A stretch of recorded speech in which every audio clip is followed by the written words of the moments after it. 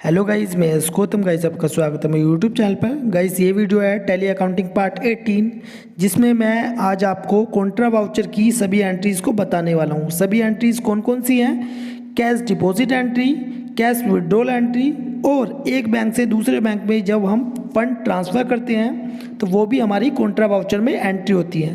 तो ये हमारी 3 एंट्री होती है कॉन्ट्रा वाउचर में। कौन कौन सी?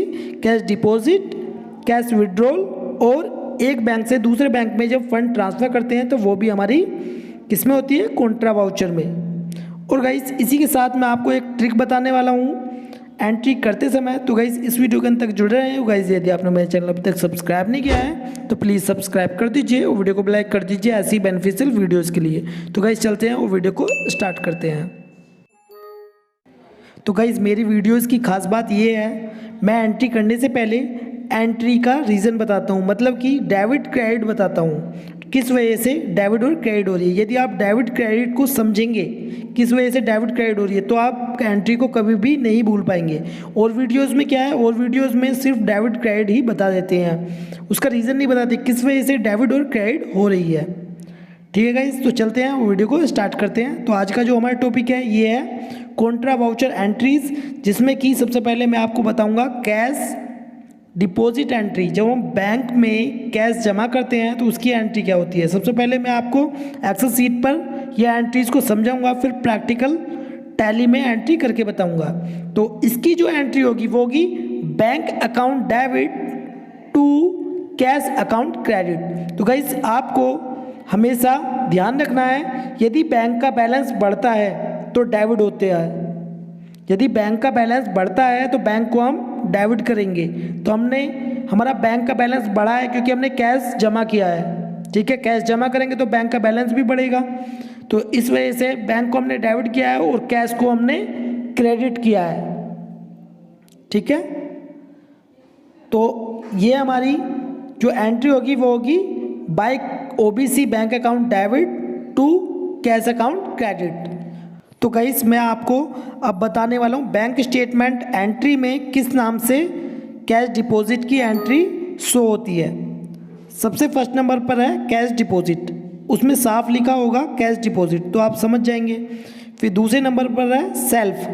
कैश डिपॉजिट की जगह पर किसी स्टेटमेंट में सेल्फ भी लिखा होता है। अब देखिए सेल्फ कैश विड्रॉल में भी लिखा होता है और कैश डिपॉजिट में भी लिखा होता है, बट यदि क्रेडिट साइड में अमाउंट है तो वो कैश डिपॉजिट है, यदि डेबिट साइड में है तो कैश विड्रॉल है। और इसके अलावा सीडी भी लिखा होता है, सीडी मतलब कैश डिपॉजिट, इसकी शॉर्ट फॉर्म है। अब चलते हैं गाइस टैली की तरफ।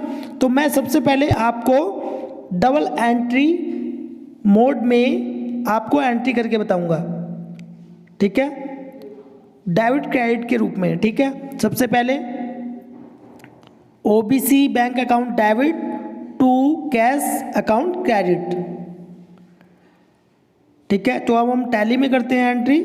तो 2 में क्या है हमारा?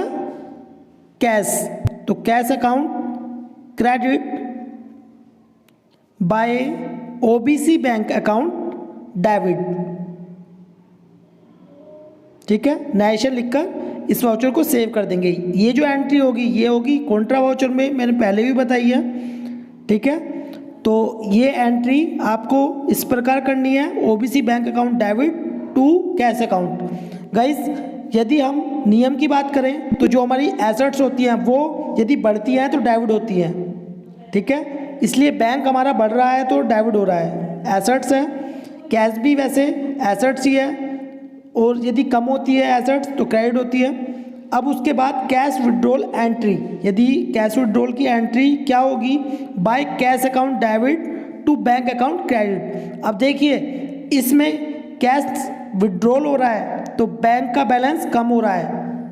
यदि आप पैसे निकालेंगे बैंक से तो बैंक का जो बैलेंस है वो कम हो जाएगा, कम हो रहा है, बैंक का बैलेंस घट रहा है, तो इसलिए हमने बैंक को क्रेडिट किया है, कैश को हमने डेबिट किया है।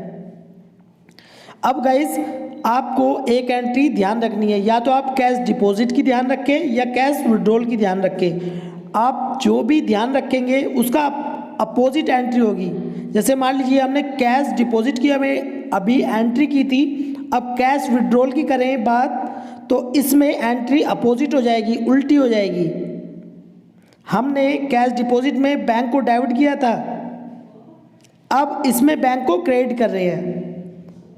कैश डिपॉजिट में बैंक को हमने डेबिट किया था, कैश को क्रेडिट किया था, अब इसमें अपोजिट हो रही है, कैश को हम डेबिट कर रहे हैं और बैंक को हम क्रेडिट कर रहे हैं। ठीक है, मैं आपको एक बार दिखा देता हूँ कैश डिपॉजिट की एंट्री।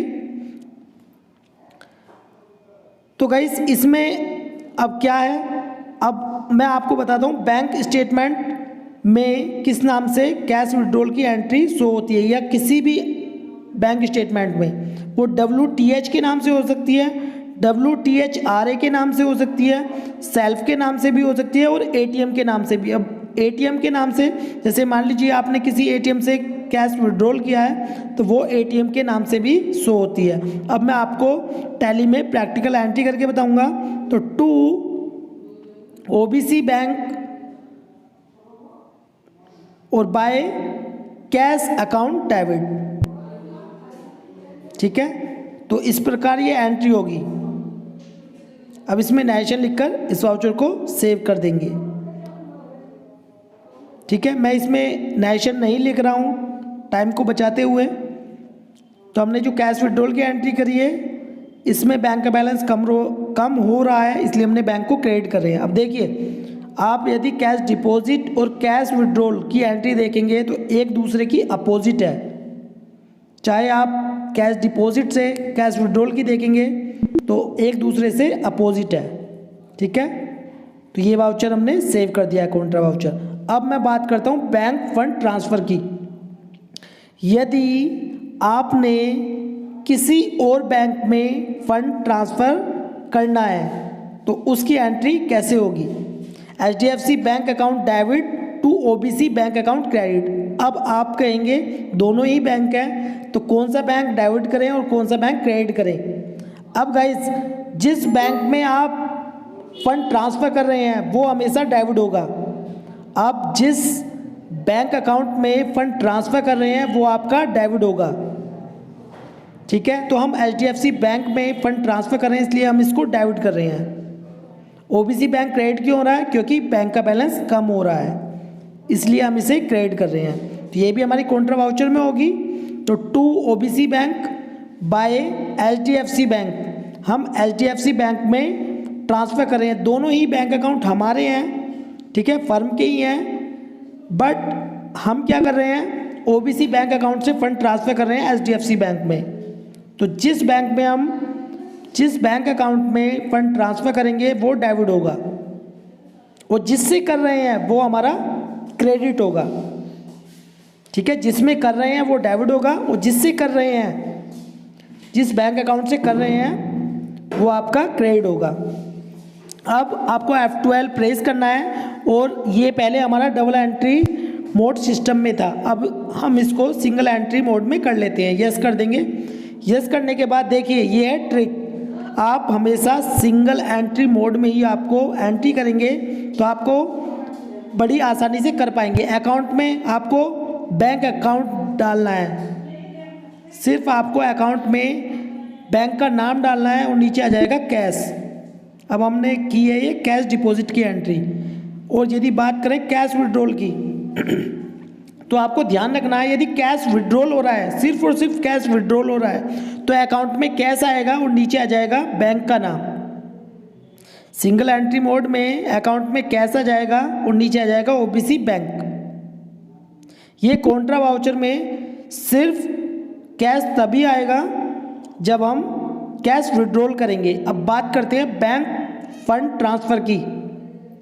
तो इसमें क्या करेंगे, हम अकाउंट में वो डालेंगे बैंक जिसमें हम ट्रांसफ़र कर रहे हैं, जो हमने डेबिट किया है।